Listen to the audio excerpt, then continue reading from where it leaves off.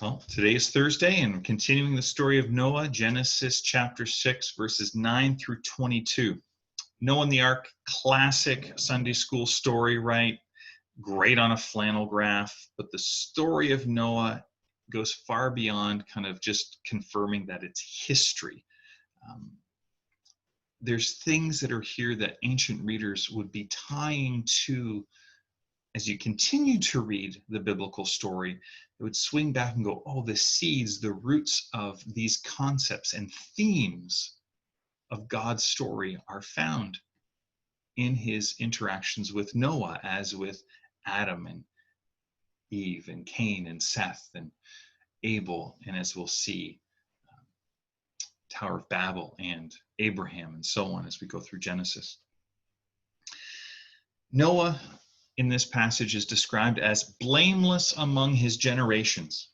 Now, we often think of that as, well, he was perfect, he was morally perfect. And then we go, well, no, no one's completely perfect. And that's exactly the connotation that ancient Israelites would have understood. This word blameless is not about moral perfection, but it's rather about the idea of walking before or maintaining a proper relationship with. And so it's this, that Noah was in a good relationship with God.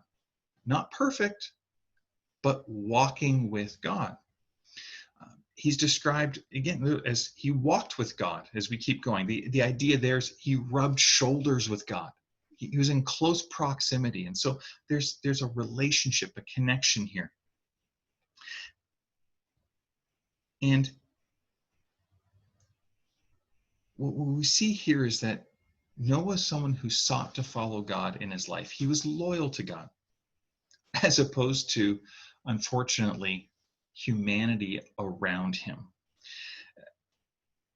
Earlier, we see that their inclination, humanity's inclination at the time, was only towards evil, except for this guy, Noah. So God tells Noah, look, I'm starting over.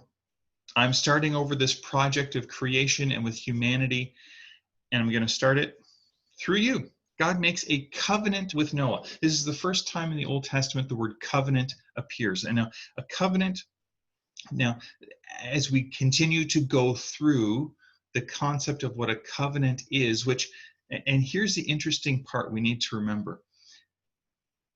When these words were written through Moses, he's writing about events that happened long before, and he's writing having had a history with God that had developed certain themes and ideas. And so there's this part where we kind of read forward and we read backwards. And so what covenant had come to be understood as was an agreement, a contract, a documented, stated, firm promise to do something on both sides. I promise to do A if you do B, that kind of idea. And that theme and understanding of covenant will continue to develop as we go through the Old Testament and into the New.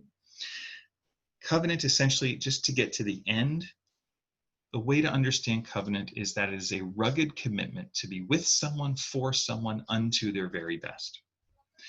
In a marriage, it's between peers, a man and a woman, a rugged commitment to be with one another, for one another, unto each other's very best. God entering into covenant is not two equals. This is a sovereign king entering into a covenant with subjects. This is unheard of in the ancient world. In the ancient world, gods entered into covenants with kings.